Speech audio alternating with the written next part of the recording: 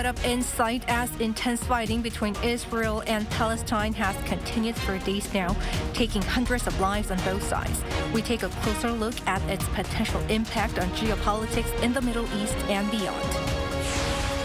The International Monetary Fund has slightly cut its world economic outlook at 2.9% for next year, while keeping it steady at 3% for this year. A key word from its report was slow. Seeking a stronger deterrence, South Korea, the U.S., and Japan staged a joint maritime exercise, while the nuclear-powered USS Ronald Reagan is set to dock in the South later this week. It's October 10th, 2023. This is News Center. Good evening. Thank you for joining us. I'm Yoon Jung-min. We begin in the Middle East, where intense fighting continues for days between Israel and Palestine.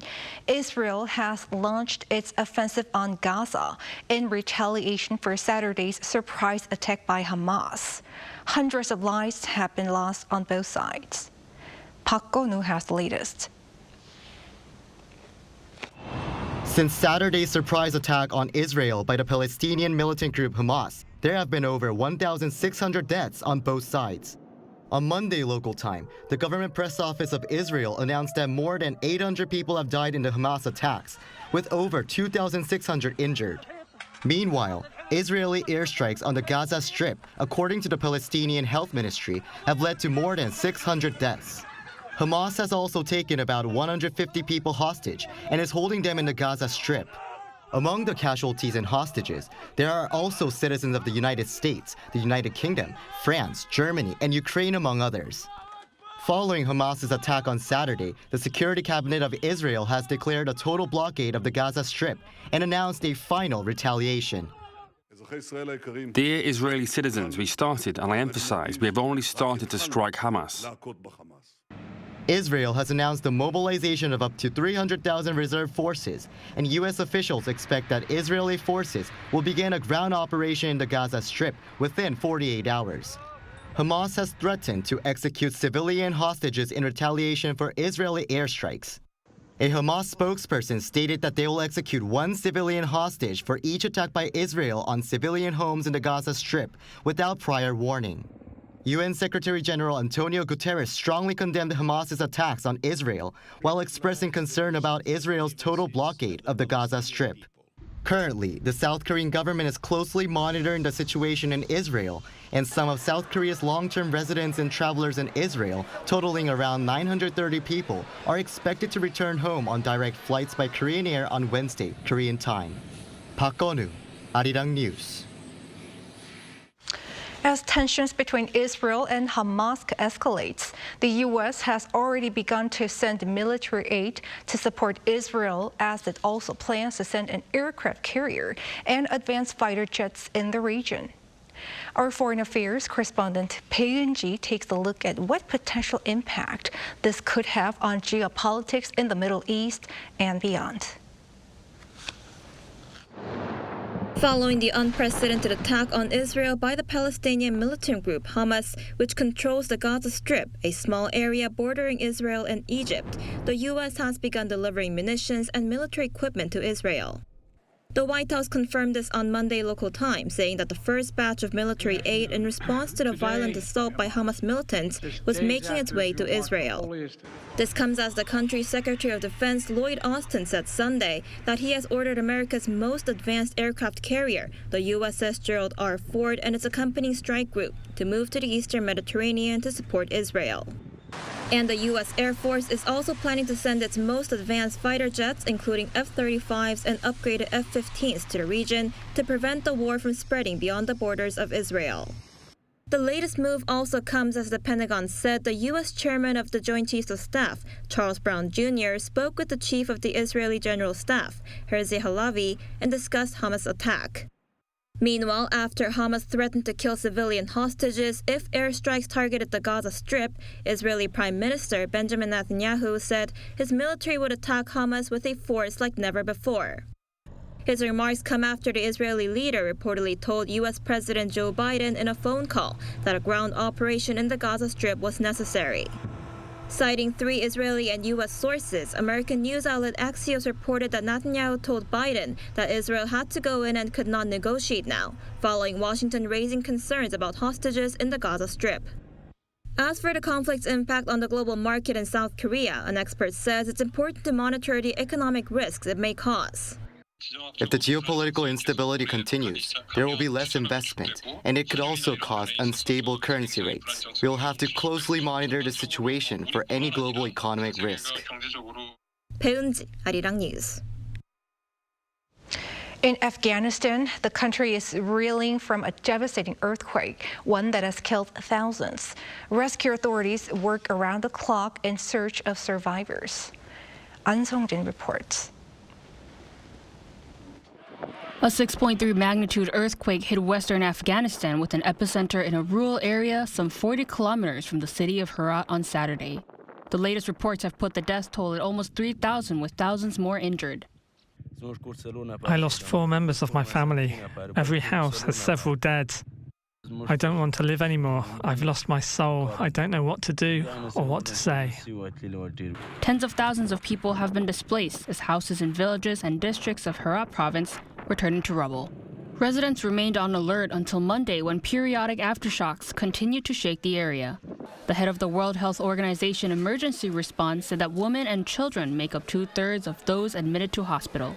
The earthquake happened in the morning where men were out of the houses. So majority of those who are injured and died are women and children, adding more pressure on women, adding more pressure on children, who are the most vulnerable groups inside Afghanistan. A UN humanitarian coordinator on Saturday approved a $5 million emergency reserve allocation from the Afghanistan Humanitarian Fund. We, along with our humanitarian partners, are now ramping up to the response. We've deployed assessment teams, and we are providing emergency shelter supplies, blankets, warm clothes, food. Local officials say the death toll is likely to rise as search and rescue efforts continue. Afghanistan is frequently hit by earthquakes, as seen in June last year when the eastern part of the country was hit by a 5.9 magnitude quake, which resulted in over 1,000 deaths. An Song-jin, Arirang News. South Korea, the United States, and Japan have staged a trilateral maritime exercise in waters off southeast Jeju Island. The South Korean Navy said Tuesday that the 2-day training, which kicked off Monday, comes after the defense chiefs of the 3 countries agreed to resume trilateral exercises during their meetings in Singapore back in June. It's also a follow-up measure to the agreement made during the Camp David summit to strengthen security cooperation amid escalating threats from North Korea. A trilateral maritime interdiction exercise was conducted for the first time in 7 years. Meanwhile, the U.S. Navy's nuclear-powered aircraft carrier, the USS Ronald Reagan, is set to dock in Busan on Thursday for 5 days. The Defense Ministry says the visit is part of Washington's commitment to further enhance the regular visibility of its strategic assets to the Korean Peninsula as Pyongyang's provocations continue. South Korea's new defense minister Shin Won-sik says he would push for the suspension of the September 19 inter-Korean military agreement as quickly as possible. Speaking to reporters on Tuesday during his first visit to the press room since taking office, the minister said the no-fly zone established near the border in accordance with the agreement, quote, greatly limits real-time monitoring of signs of North Korea's provocations. Shin noted that the country is facing an intense threat, prompting the need to boost reconnaissance and surveillance assets. The pact, signed by South and North Korea in 2018, calls for halting all hostile acts to reduce tensions.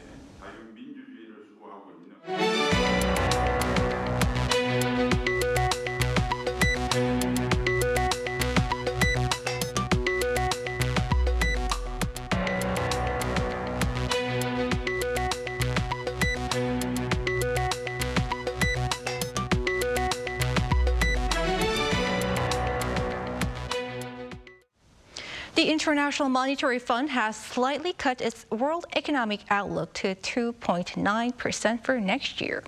The projection for South Korea was also lowered to a little over 2%. A key word from its report was slow for both economic growth and rising consumer prices. Our Moon Hae-ryun explains. The International Monetary Fund maintained its 2023 economic growth projection for South Korea, but made cuts for 2024. On Tuesday, it released its final World Economic Growth Report for the year and summarized upcoming economic conditions as stable but slow. It maintained its growth projection of 3% made in July for 2023, but made adjustments to 2024, lowering the overall world economic growth outlook by 0.1 of a percentage point to 2.9%. South Korea's economic outlook was given a similar forecast, maintaining the same growth projection of 1.4% for the rest of the year ahead, but had its growth forecast cut by 0.2 of a percentage point for 2024. The IMF's prediction for 2023 is the same as the Bank of Korea's made around a month ago. The Washington-based agency attributed the stable economic conditions for the rest of the year to eased COVID-19 restrictions, heightening consumer demand in the service sector such as tourism. As for the slow pace of growth, China's slower than expected rebound and the slump in the manufacturing sector was said to be contributing factors. Just last week, the World Bank downgraded its forecast for China's growth next year, with the world's second biggest economy predicted to expand at one of its lowest rates since the 1960s. The IMF also predicted that rising consumer prices are likely to stabilize due to continued high interest rates as well as a decline in global prices for raw materials. However, it said that there will be a gradual decline in target levels for inflation. Most countries are supposedly set to achieve target levels by 2025. Core inflation, the changing costs of goods and services, excluding volatile food and energy prices, was adjusted to slow at a more gradual pace this year. Some key economic tasks for governments going forward were said to be maintaining fiscal soundness through the expansion of stable sources of tax revenue. Structural reform and improvement of fiscal policies to enhance overall economic production were cited as mid to long-term goals. Moon Hae-ryun, Arirang News. South Korea's LG Electronics posted its second highest operating profit ever for the third quarter this year, despite the sluggish economy and weak consumer demand. In a regulatory filing on Tuesday, LG Electronics said that its operating profit surged more than 33% from the previous year to 967.7 trillion won, or around $740 million during the July to September period. Although sales fell slightly more than 2% compared to a year earlier to around $15.3 billion, it was still the second highest sales recorded for the third quarter, with the highest being from the previous year. This was largely owed to the company expanding its B2B operations in its auto parts and heating, ventilation, and air conditioning businesses, as well as the strong performance from its home appliance sector.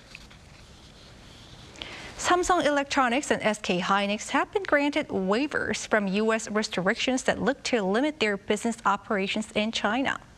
The top office in Seoul says it's the result of the country having strengthened its bilateral alliance with Washington. Our correspondent Oh Soo-young has the details. The United States has suspended restrictions indefinitely on South Korea's largest chip makers importing American semiconductor equipment to their factories in China as Seoul works to resolve its biggest bottlenecks in global trade. On Monday, Senior Presidential Secretary for Economic Affairs Choi Sang-mok said the U.S. government designated Samsung Electronics and SK Hynix's semiconductor plants in China as verified end users. This allows the two firms to import sensitive tech items for use in their Chinese chip factories without the need to obtain a permit each time. This decision by the US government means that the biggest trade issue for Korean chip makers has been resolved. This has also greatly alleviated uncertainties related to their factory operations and investments in China. Last October, the US imposed new rules to restrict advanced computing and chip production gear from entering China to curb the growth of Beijing's chip industry and its stealing of technology. Samsung and SK Hynix had a one-year exemption, but Seoul has for months been pushing for an extension of that grace period, which was set to expire this month. Semiconductors last year made up almost a fifth of South Korea's exports. More than 40% of Samsung's NAND chips and half of SK Hynix's DRAM chips are produced at plants in China. While noting that other trade issues may arise in the future, Yoon's economic aide said Washington's waiver came about as Presidents Yoon and Joe Biden, since their first summit in May last year, have committed to close cooperation on high-tech supply chains while strengthening their bilateral alliance. Chair also projected optimism on Korean auto giant's green car sales in the US market, saying the Korean government has been helping them secure subsidies under Washington's Inflation Reduction Act, which sets out assembly and battery requirements that largely favor American firms with domestic manufacturing. Furthermore, amid various headwinds facing the Korean economy, Chair said the Yoon government boosted foreign direct investment to unprecedented levels, recording almost $24 billion from January to September, a rise of 11.3% on year. Greenfield investment in high-tech industries like chips and batteries, he said, are likely to help strengthen supply chains and create new jobs across the domestic economy. Oh Soo-young, Arirang News. This past weekend, visitors to Yeouido Hangang River Park in the capital city were treated to a spectacular show of fireworks that sought to spread a message of hope. For those who missed it, our Ian shares some of those scenes.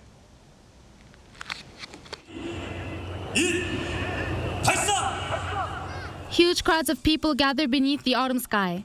Breathtaking fireworks filled the canvas of the night at the Han River Park in Yeouido.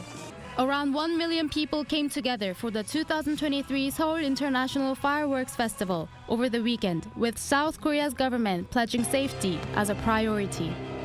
The festival was organized by Hanwha Group, and according to company officials, this year's event was the biggest ever, with over 400 LED firework firing drones taking part, and a record number of barges, each reportedly loaded with hundreds or even thousands of fireworks positioned on the river. Officials say around 102,000 fireworks were used. The event was supposed to feature 3 teams under the theme Lights of Tomorrow. However, a technical issue meant Poland had to withdraw, leaving Korea and China to put on a show. Team Korea embroidered the autumn sky with beautiful fireworks, creating unforgettable memories for audience members from a variety of countries. Breathtaking fireworks lit up the night sky, coordinated with a wide range of music, including a creative display of letters and numbers. The Korean team performed a remarkable fireworks display that captivated onlookers, leaving them in awe. As the stunning fireworks light up the night, you can feel a shared sense of wonder and amazement washing over the crowd. The Chinese team, named Sunny, also illuminated the night sky with beautiful fireworks, conveying messages under the theme, A Dream Comes True. With Chinese music on in the background, Team Sunny provided an experience that momentarily transported you to China. The colorful fireworks in the night sky were part of a spectacular performance, creating a memorable scene. It was really beautiful. I didn't expect it to be like this kind of grand stage with so many people in the organization. I think it's very well organized. For everyone just to move, keep moving, and everyone to be safe. So it's so beautiful that I wish we had more opportunities like this. A moment that goes beyond the fireworks above.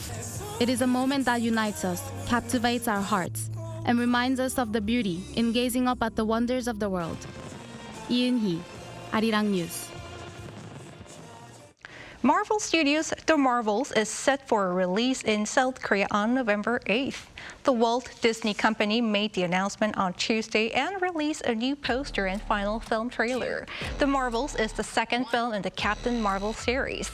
The highly anticipated movie stars Brie Larson, Eamon Bellamy, Teyonah Parris, and Samuel L. Jackson, along with South Korean actor Park Seo-joon. The new poster for The Marvels also offers the latest look of Park as Prince Yeon, the character he portrays.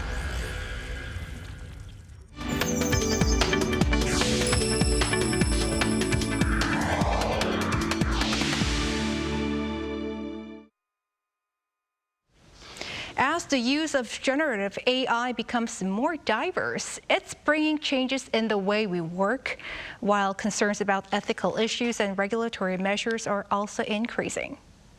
Our business correspondent Shin Ha-young spoke with Microsoft's Chief Communications Officer about the rapidly growing generative AI market. As the race for the development of generative artificial intelligence intensifies, AI has been permeating people's daily lives. Microsoft, one of the leading players in AI market, has integrated its AI assistant Copilot into its products including Windows 11 and MS 365 to enhance productivity of complex and cumbersome tasks.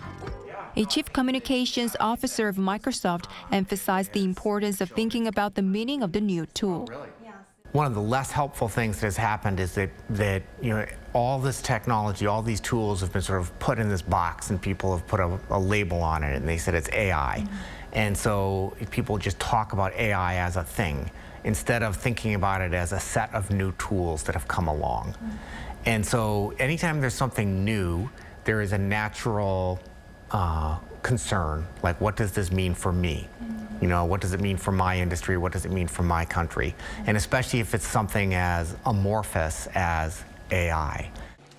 According to market research firm Grandview Research, the global generative AI market is estimated to grow to over $109 billion by 2030 from around $10 billion in 2022.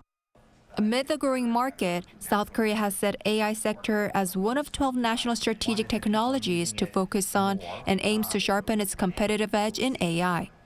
Yeah, I think South Korea is pretty well positioned. It's a country that has really invested in technology over the years, and that has shown it's got great innovation capability.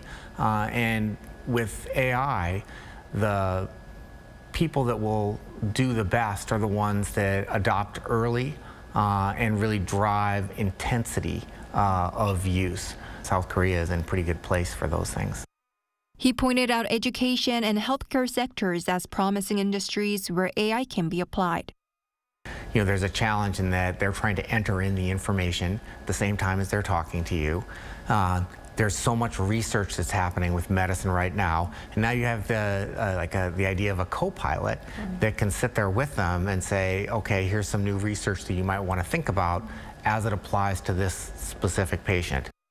Countries across the globe have been seeking ways to mitigate dangers of the emerging technology. Last month, leaders of U.S. tech giants including Microsoft, Google, and Meta gathered and discussed AI regulations with lawmakers in Washington. If you think about AI as a major new platform shift with lots of new capabilities, and you understand how important technology generally is to the way people live and work today, governments absolutely should be thinking about how will it show up in their market, what are the specific harms that they want to prevent, and we're committed to working with them. He added that Microsoft has already been contemplating principles around ethical AI use for several years and welcomes cooperation with regulators on this matter. 신하영, Arirang News.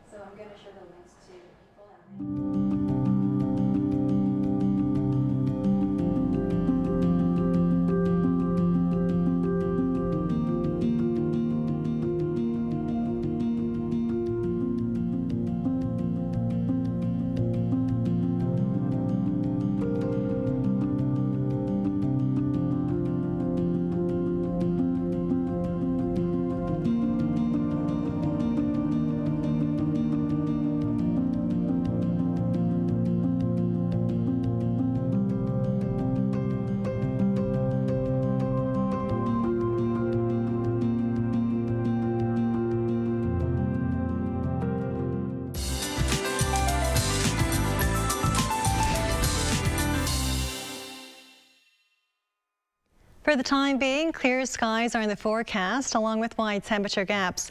Most regions will see a gap of 10 degrees or more in between day and night. For places like Chuncheon, morning temperatures will be dropping to single figures, but daytime highs will be jumping significantly, surpassing the 20-degree mark. Make sure to dress in layers tomorrow morning. With lows dropping significantly overnight, any frost is likely to be patchy. If you have any plants you may want to protect, make sure to cover them up or bring them inside. Frost is most likely for mountainous regions where temperatures will fall below 5 degrees. Also for the East Coast, high waves are forecast across the ocean. Please stay away from water around piers and breakwaters. We'll see a wide variation in morning temperatures across the nation. Seoul will be starting off at 13 degrees. Readings will be ranging from 9 to 17 degrees Celsius. As for the daily highs, Seoul, Daejeon, Daegu, and Gyeongju will be topping out at 23 degrees. A high-pressure system will take over for the remainder of the week. A few clouds will start to move in on Friday. It's all for now, and here are the weather conditions around the world.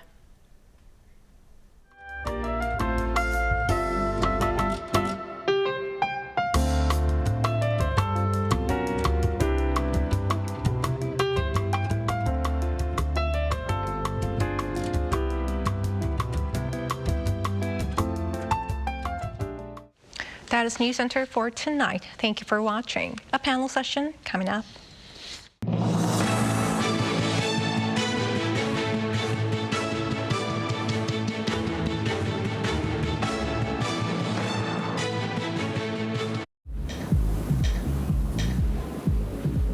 Welcome.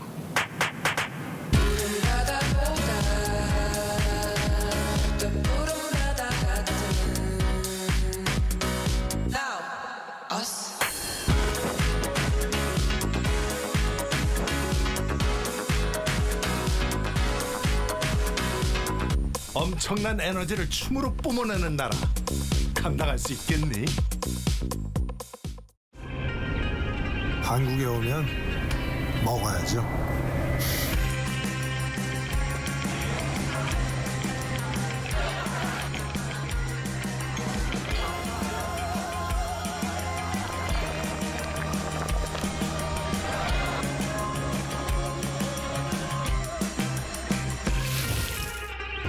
먹어도 끝이 없는 나라. 감당할 수 있겠니? 웰컴.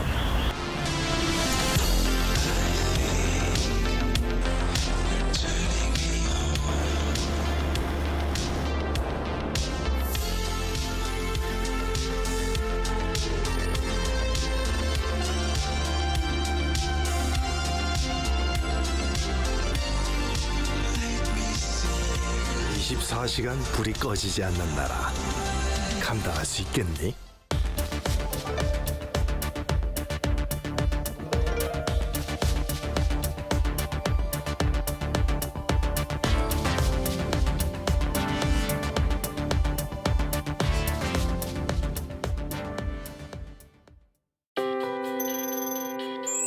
Greetings, everyone. My name is Federico Cuello. I am the ambassador of the Dominican Republic in the Republic of Korea. Arirang is the one channel in which ambassadors have a say. Ambassadors' opinions are taken into consideration. Ambassadors can promote what they are doing. I am truly grateful to be asked to speak for Arirang. I hope Arirang continues and Diplomat Talks continues as well, because really it is the one window in my 6 postings as ambassador I have found to speak about my work and to speak about those issues that are of relevance for the Dominican Republic and for Korea. And I look forward to coming back as many times as possible during the remaining time I have here in Korea, resonating with the world with Arirang.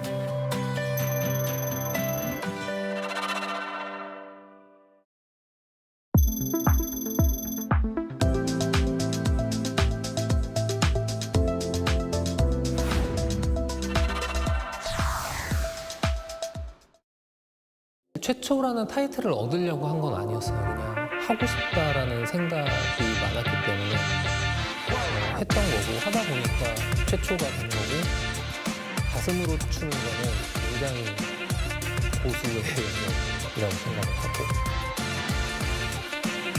대중들이 제 춤을 보고 좋아하고 행복했으면 좋을 것 같아요.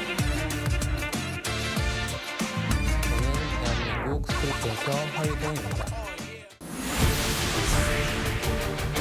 And the president also remains committed to boosting Korea's ties with its global partners on the sidelines of this latest. To discuss the current security environment. The United Nations knows powerful of the ongoing security, expressing hope stock markets around the world have taken a hit amid speculation that the US Federal Reserve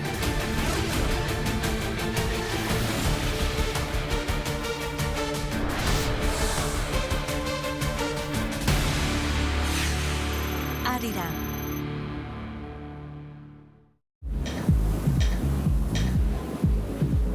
Welcome.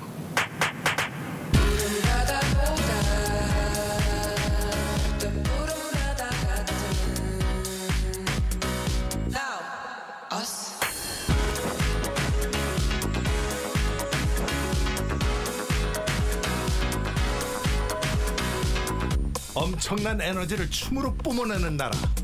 감당할 수 있겠니?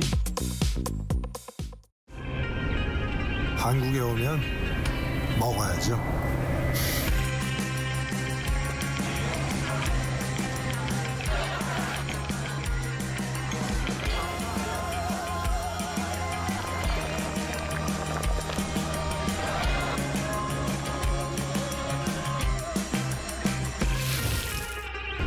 먹어도 끝이 없는 나라. 감당할 수 있겠니?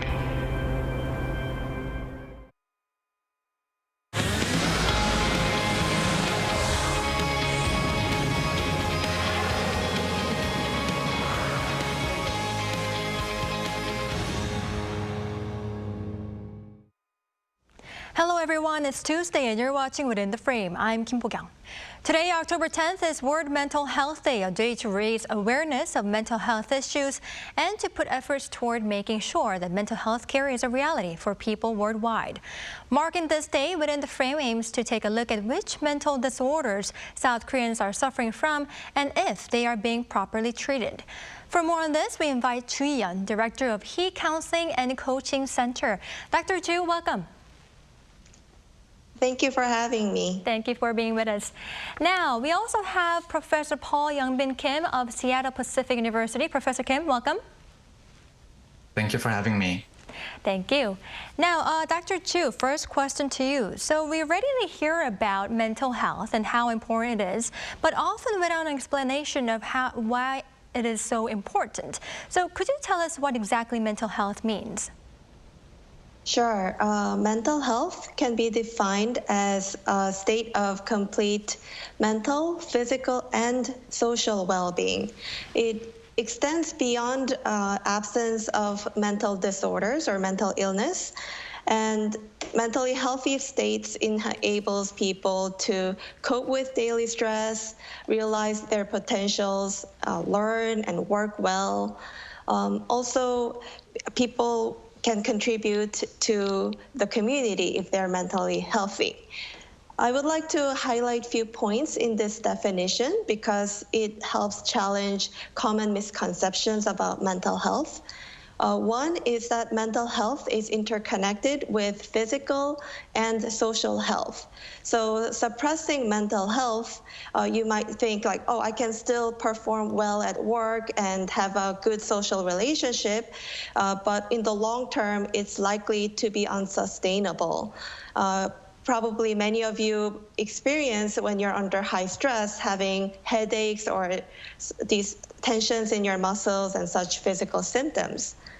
Another point is that mental health is not just simple presence or absence of mental health disorders.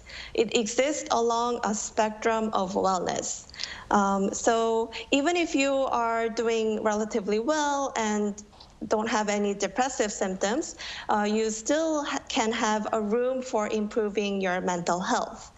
Likewise, even if you're going through depressive symptoms, there's still room for you to bounce back in a healthy state and grow from that experience. Therefore, mental health matters to everyone. That's so true. So that was the definition of the mental health. And now, Professor Kim, let's delve a little bit deeper into South Koreans' mental health. According to data from South Korea's National Health Insurance Service, the number of patients diagnosed with mental disorders increased by about 37%, from around 3.4 million in 2017 to 4.65 million last year. What's behind such an increase? The time period that you mentioned includes the COVID-19 pandemic. So I would say that one big contributing factor might be the social isolation, the loneliness, and the constant anxiety that people felt during the pandemic. People were scared and people were lonely during this time. And so it's not surprising that during this time, mental illnesses and the rates of mental illnesses skyrocketed. I would say another contributing factor might be over the last several years, the knowledge of mental health has increased, and with that comes more sensitivity to the experiences of mental illness and potentially receiving the treatment that people need and also the diagnosis that they need. And therefore, the increase in mental health literacy might be another contributing factor to the rise in mental illness rates. Related to that, family doctors who might not have been previously willing or as ready to diagnose mental illnesses might now be more willing to do that. And therefore, that might also contribute to the increase in diagnosis and the rates of mental illnesses. All right, I see. So the COVID-19 and public awareness of what mental health is could have been the reasons behind the increase.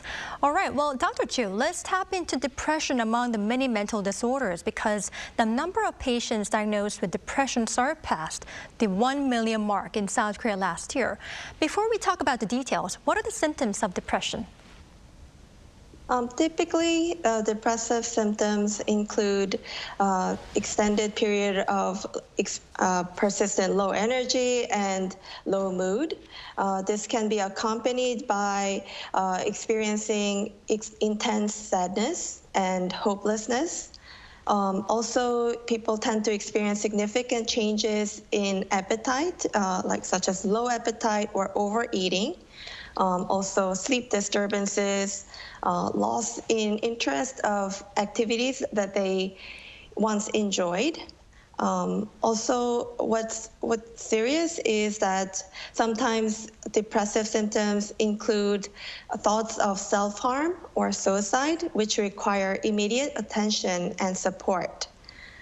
Probably many listeners have experienced one or even more of these depressive symptoms at different degrees. And this is one of the factors that can actually be barriers to seeking professional help because people think, oh, it's a normal emotional response to have this depressive symptoms, or it will pass by naturally over time. But in reality, these symptoms might be serious enough to require immediate attention from professionals. And diagnosing depression is not as simple as going through this checklist of depressive symptoms. Therefore, I recommend people to seek professional help. If you know someone who is going through these symptoms, also recommend them to seek for professional help for more accurate diagnosis and to be able to get early intervention, because early intervention can lead to also effective treatment. Right, so it is really important to visit mental health clinics if anybody sees any of those symptoms that Dr. Chu has previously explained. Now, Professor Kim, interestingly, depression is particularly pronounced among women and the young population. Specifically, the number of women diagnosed was more than double that of men, and by age group, those in their 20s were the highest. Could there be any specific reason for this? Let me address the gender question first. One possibility might be from a social culture perspective and thinking specifically about gender inequality and how things like gender discrimination can be a constant stressor that might contribute to depressive symptoms. But I would like to also propose that another possibility or contributing factor is that the gender difference in depression rates might not be as great as they might appear. And I say that because research indicates that men compared to women might be less likely to seek help for something like depression. And therefore, they might be underdiagnosed when it comes to their experiences of depression. Related to that too, there's some research indicating that men and women might experience and express their depression differently based on gender expectations. So for example, sadness is what we typically think about when we think of depression. And research indicates that on average, women might present more with sadness symptoms when they are, for example, going to counseling for depression, whereas men might experience and express things like irritability and anger, which are also symptoms of depression, but someone might not pick up on those as necessarily symptoms of depression. So I wanted to also propose that as a possibility. Real quickly, for young people, I think one reason might be, again, their sophisticated knowledge of mental health and mental health counseling might be contributing to the rise in the diagnosis of mental illnesses among them, and also the societal pressure on them, the expectation to look a certain way and achieve a certain way. I think social media is a big culprit in that regard, might also be contributing to the rise in mental health rates. All right, I see. It's quite interesting that we need to consider gender difference when seeing the data. Now, Dr. Chu, up until now we have been talking about mostly adults, but adolescents are not an exception in terms of mental disorders. And the data from the National Health Insurance Service says that the number of adolescent patients has increased by an average of 65.5% over 5 years up to 2022. Now, what is making the youth suffer so much? Yes, it is a problem, and several factors probably contributed to increase in prevalence of mental health disorders. One is that adolescents are facing intense academic competition and pressure to excel in academics, and this age has been lowered to even like kindergarten age, and probably this pressure and stress have accumulated over time, and in adolescent period they show up as a mental health distress or mental health symptoms. Another factor that may contribute to mental health disorder is social media use. It is quite a complex impact, but the negative impact it has on mental health can include social comparison. Teenagers at that age tend to make constant or frequent social comparisons, and social media provides that platform for social comparisons. And seeing idealized celebrities or peers in social media can lead teens to feel relatively inadequate and experience low self-esteem. Cyberbullying is another problem that occurs in social media and can negatively impact mental health. And despite these negative impacts, teens feel afraid, or they cannot stop using social media due to fear of missing out. And this can lead to increased screen time and resulting in less physical activities and less face-to-face interactions, which also negatively impacts mental health. Another reason that may have contributed to increase in mental disorders among adolescents is a bit more positive, which Dr. Kim also mentioned earlier among adults, increased mental health literacy. Teens these days have higher awareness on importance and types of mental health issues, and therefore report it to adults and seek help for their symptoms, which have led to increased reported cases of mental disorders. All right, I see. It's quite interesting to see how social media and internet could be certain reasons why there is an increase in the adolescents' mental illness cases. Now, Professor Kim, staying on this issue, the type of mental disorder differ depending on gender. Female adolescents suffer depression and other anxiety disorders more often, while boys suffered more from ADHD and tic disorders. Why the difference? What you're highlighting there is that social cultural context matters when it comes to the experience and expression of mental illnesses. As an example, ADHD is a disorder that you mentioned, and when you think about the key symptoms, especially the external symptoms of ADHD, research indicates that for girls, their restlessness, which is a symptom of ADHD, might not be picked up on as much or underdiagnosed compared to boys who might experience things like behavioral disruption that are more readily picked up by clinicians and those who are diagnosing. And so one sort of explanation that could capture the gender differences in the various disorders would be the social cultural context influences both the experience but also the expression of mental illnesses. All right, I see. Now, Dr. Ju, I saw some of the reports saying that one of the reasons why youth mental health is not properly being dealt with is because there is no control tower and responsibility is dispersed across various government agencies. How is this issue of youth mental health currently being dealt with, and how should it be improved in your opinion? Yes, it is one of the problems, although I appreciate the government's effort to provide various mental health support for adolescents, such as 청소년 상담 복지 센터 or 청소년 사이버 상담 센터. There are problems because there's no one integrated control tower to support adolescents' mental health. One of the problems is that many of these services that are provided overlap, potentially causing confusions and delays to getting help at a right time. For instance, a teen seeking a crisis hotline can search on Naver for suicide hotline. He or she or the student will likely find at least 5 different channels for suicide hotline. And all these 5 channels sound very similar, and it's difficult to distinguish which hotline the teen should reach out for appropriate help.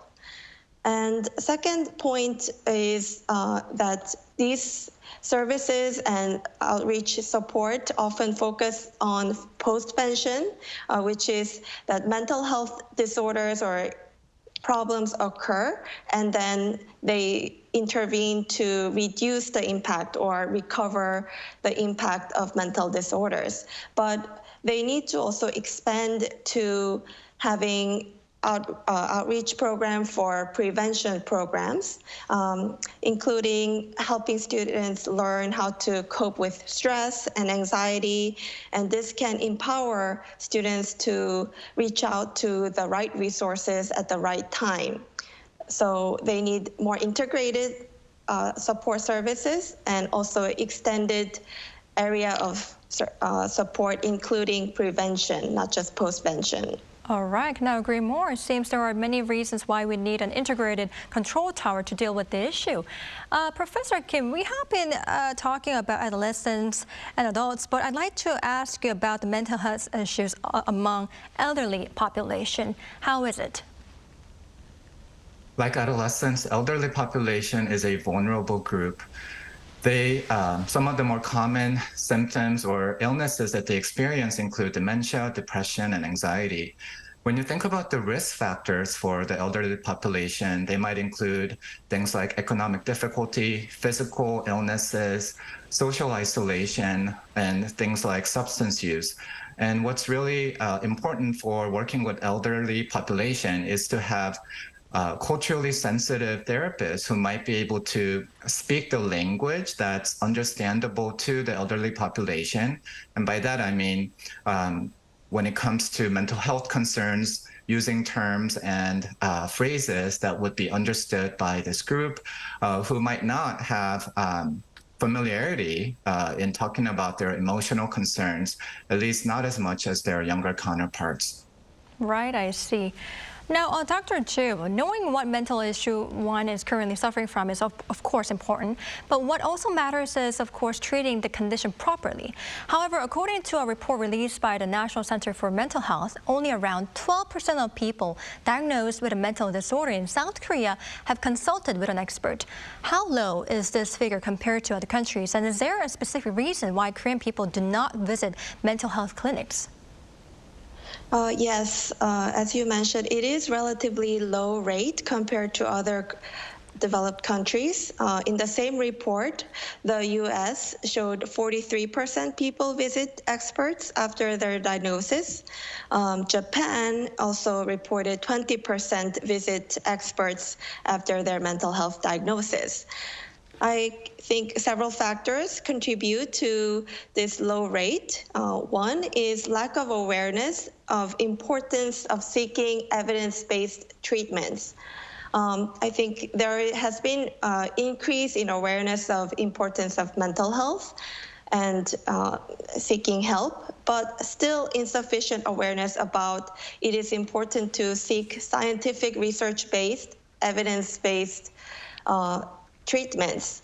People sometimes solely rely on like religion or even shamanism to treat their mental health issues, but there are professionals like counselors, psychiatrists that can provide evidence-based support.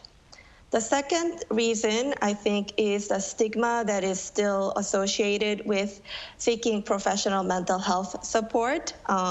People still often think that receiving help from professionals means signs of weakness, or it can mean that I have some crazy, very big problem. Another stigma or worry that is a barrier to seeking experts' help is that people worry that the diagnosis or results of receiving counseling will be released to school or work and impact their grades or performance. But all these services that you receive from mental health professionals are confidential and will not be released. The third reason that impacts this low rate is, I think, the cost of receiving this professional support. In the US, many insurances cover counseling and psychiatric services that they receive. But in Korea at the moment, national health insurance does not cover psychotherapy or counseling services. And these are quite costly if you need a long-term treatment.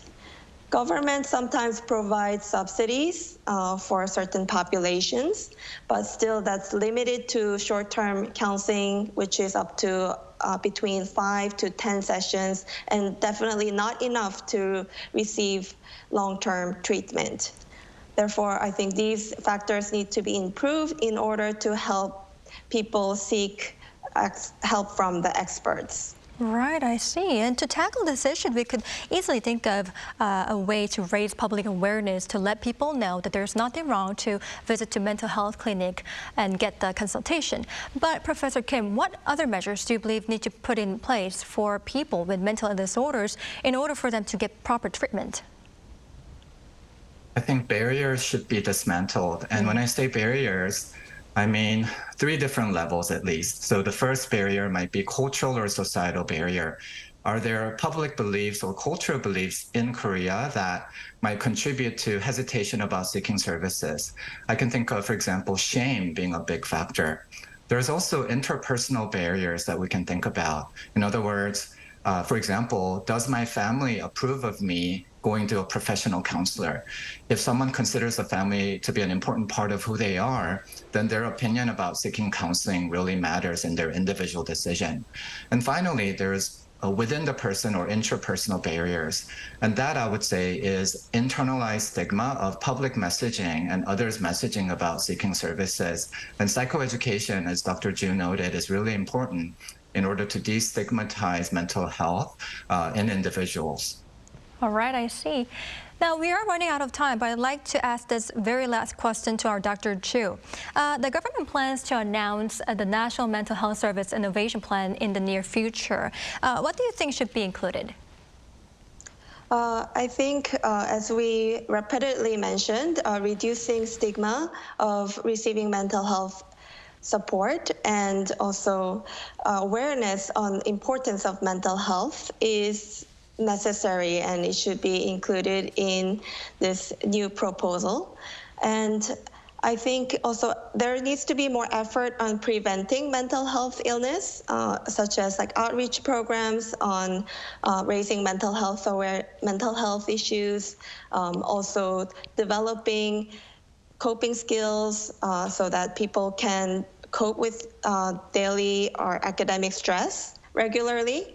And this can also include building resilience in order to prevent mental health distress. All right. And I think efforts such that you do in Arirang News, promoting Mental Health Awareness Day and discussing social issues can contribute significantly to improving Koreans' mental health. All right, thank you for saying that. Well, I hope those who are suffering from mental health conditions can get adequate treatment without facing any discrimination or difficulties. Well, unfortunately, this is all the time we have for today's edition. Thank you, Dr. Ju and Professor Kim, for your time and insights. We really appreciate it. Thank you. Thank you. All right, that's all for Within the Frame tonight. We'll be back tomorrow with more in-depth stories. Thank you for watching, and goodbye.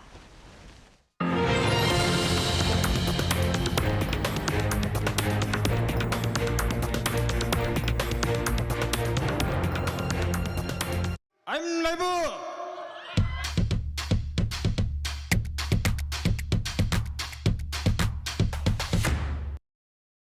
저를 도와주시는 분들이 저희와 함께 해주시는 세션분들 아무리 봐도 없지 펜션 같은데 아니라고 아무도 안 하는 거고